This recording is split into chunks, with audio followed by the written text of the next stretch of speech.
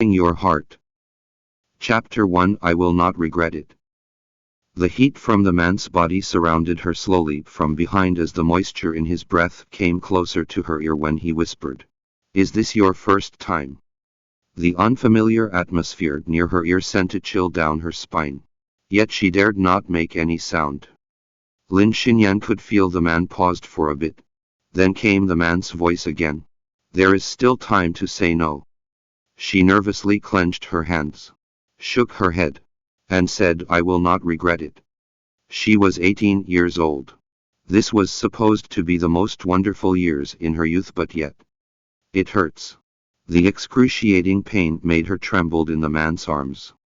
Keeping the only dignity left for herself, Xinyan bit her lips and stayed quiet the whole time. This was her first sexual experience. She was nervous and fearful of the man. At the same time, she could feel his muscular body with unbelievable strength. He didn't seem to tire out and kept conquering her body, fulfilling his lust in this long and miserable night. After he was done, the man got up and entered the bathroom. Xinyan rose from the bed exhausted. She put on her clothes and left the room. In the hotel lobby stood the middle-aged women who sealed the deal for her. When she saw Xinyan coming out, she passed her a black plastic bag and whispered, "This is your reward." Xinyan took the bag without hesitation and hurried out of the hotel with the money. She rushed to the hospital in the shortest possible time and paid no attention to the pain in her abdomen. The corridor was quiet before daybreak. 2 stretchers laid waiting before the operation theater. They were blocked for they hadn't made the payment yet. When Xinyan saw that, she was devastated and started sobbing. "I have money. I have the money. Please save my mother and brother." While sobbing, she quickly handed the money to the doctor. Then the doctor had the nurse counted the money and ordered the staff to push her mother into the operating to prepare for surgery. Seeing that her brother was not being pushed into the operating theater, Xinyan begged the doctor, "Please save my brother as well." "I'm sorry. It is too late. There is nothing we can do now," the doctor answered with a heavy heart. Too late. The truth hit Xinyan like a heavy club, shattering all of her hopes brutally. The pain was so unbearable that it felt like she was stabbed on the chest with a knife, while the cramps and spasms made her weak and she was unable to stand on her feet. 8 years ago, when she was 10, her father had an affair and left her and her pregnant mother. He had them sent overseas to a place that was completely strange to them. After that, her brother was born. He was diagnosed with autism when he was 3 years old. This brought more hardships to their already tight financial situation. She and her mother worked many part-time jobs to get by. When the accident struck suddenly, she felt complete hopelessness as she had no relatives, no money nor the support of this cold and ruthless society. As the last resort, she sold herself. Yet, she was not able to bring her brother back to life. She felt miserable, but she had not lost herself just yet. Life was very cruel, but she had to take it with a smile, for she had her mother to take care of. Her mother needed her. After the treatment, her mother was slowly recovering. But she was completely heartbroken after knowing that her son had passed away. Xinyan cried as she hugged her and said, "Mom, I'm right here. Please be tough and continue to live on." For 1 month in the hospital, Zhishen always sat by the bed and was in a daze all day. Xinyan knew that she was missing her brother. If it was not for her, her mother would have died along with her brother. She was expelled from school as for her long absence, as she had to take care of her mother. Luckily, her mother was getting better by the day. The woman brought some food to the hospital. Just when she was about to open the door into the ward, she heard some voice from inside. It sounded familiar to her.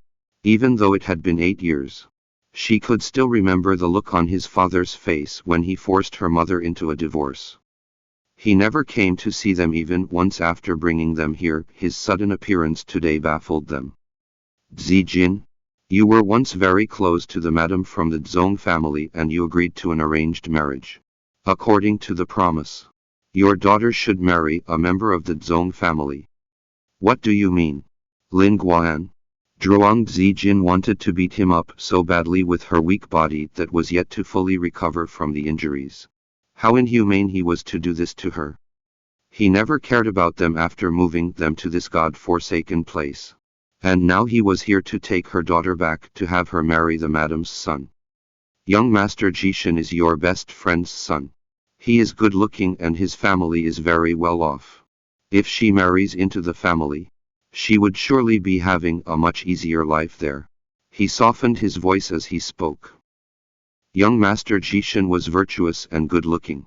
But 1 month ago, he was bitten by a poisonous snake when he was on a business trip overseas.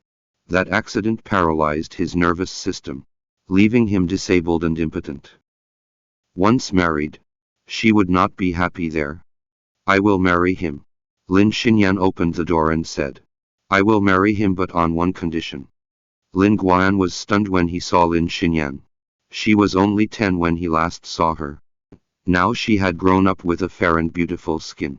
Yet she looked seriously skinny and physically underdeveloped. He had another adorable daughter in the family. She wasn't beautiful though. With that look, it would still be reasonable for her to marry an impotent person. That made Lin Guan feel better. He then asked, what are your terms? I want to go home with my mother and you need return everything that is rightfully hers. Only then will I marry him, said Lin Xinyan slowly as she calmed down. Although she was not in her home country, she had heard so much about the Zhong family's great successes and remarkable wealth when she was little.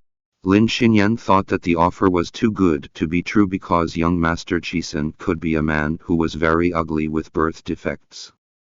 Even so, this was a good opportunity for her to go home. With that, she could claim her mother's dowry she brought with her when she married her father. Xinyan. Zhuang Zhijin tried to advise her because a marriage was a serious matter.